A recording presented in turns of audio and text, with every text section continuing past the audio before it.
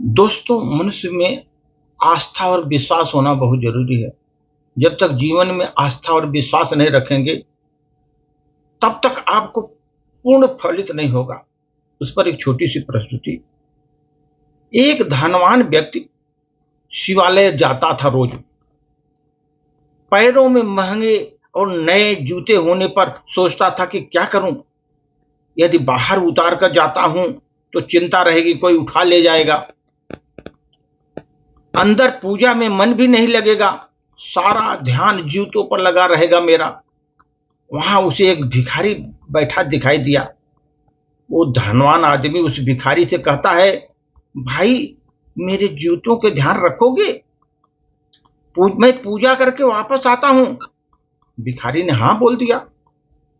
अंदर पूजा करते समय दो धनवान व्यक्ति था। उसने सोचा, हे प्रभु, आपसे एक कैसा असंतुलित संसार बनाया है। किसी को इतना धन दिया है कि वो पैरों तक महंगे जूते पहनता है, किसी को अपना पेट भरने के लिए भीख तक मांगनी पड़ती है। कितना अच्छा हो कि सभी एक समान हो जाए प्रभु। वह धनवान व्यक्ति निश्चय करता है, बाहर आकर भिखारी को 100 रुपए का एक नोट दे देता है। बाहर आकर वो धनवान व्यक्ति देखता है, वहां न तो भिखारी है न तो उसके जूते हैं, न तो भिखारी है न तो उसके जूते हैं। वो धनवान व्यक्ति ठगा सा ठगा रह गया।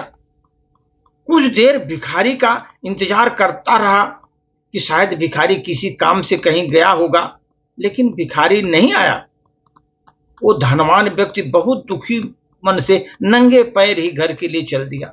नंगे पैर ही घर से चल दिया। सर, रास्ते में फुटपाथ पर देखता है कि एक आदमी जूते चप्पल बेच रहा है। फुटपाथ पर जूते चप्पल बेच रहा है। वो धनवान व्यक्ति चप्पल खरीदने के उद्देश्य से वहां पहुंचता है, पर क्या देखता है कि उसे जूते वहां रखे हैं, उसके जूते वहीं पर रखे हुए हैं, जहां जो बेच रहा था उसी के पास रखे हुए हैं। वो धनवान दबाव डालकर उससे जूतों के बारे में पूछता है, तो आदमी बताता है एक भिखारी उन जूतों को 100 रुपए में बेच गया। वो भिखारी आया था, 100 रुपए में बेच गया उसका जूता। वो धनवान व्यक्ति वहीं खड़ा होकर फिर सोचता कि फिर मुस्कुराते हुए नंगे पैर ही घर के लिए चल दिया उसने। उस दिन वो धनवान व्यक्ति, उसके सवालों के जवाब मिल गए उसको। समाज में भी एक रूपता नहीं आ सकती, क्योंकि हमारे कर्म कभी भी एक समान नहीं हो सकते। हमारे कर्म एक समान नहीं हो सकते। जिस दिन ऐसा हो गया, उस दिन समाज संसार की सारी विषमताएं दूर हो जाएंगी, और दूर हो जाएंगी पूरी विषमताएं। ईश्वर ने हर मनुष्य को भाग्य में लिख दिया है, किसको कब क्या और कहां मिलेगा, लेकिन यह नहीं लिखा वह कैसे मिलेगा। ईश्वर ने भाग्य में लिखा है कब और कहां कैसे मिलेगा, लेकिन यह नहीं लिखा है कैसे मिलेगा। हमारे कर्म तय करते हैं दोस्त। जैसे भिखारी के लिए उस दिन तय था उसे 100 रुपए मिलेंगे, पर कैसे मिलेंगे उस भिखारी को तय कर किया उसने, भिखारी ने तय किया।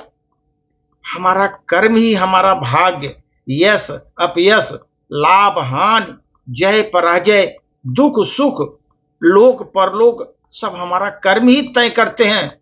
इसलिए हम ईश्वर को दोषी नहीं ठहरा सकते दोस्तों। किसी क्या भगवान किसी के भाग्य नहीं बनाते। जो बोलते हैं भगवान किसी का भाग्य नहीं बनाते, हर कोई अपना भाग्य स्वयं बनाता है दोस्तों। तुम आज जो कर रहे हो उसका फल तुम्हें कल प्राप्त होगा। आज जो भी कर रहे हो कल उसका फल प्राप्त होगा। अच्छा या बुरा जो भी कर रहे हो, कर्म कर रहे हो, उसका फल कल प्राप्त होगा। और आज तो तुम्हारा भाग्य है, वह कल तुम्हारे लिए कर्मों का फल हो जाएगा।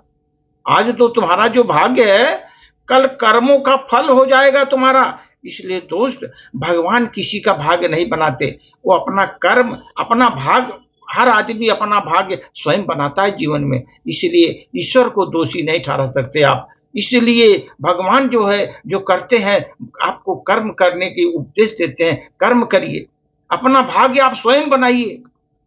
धन्यवाद।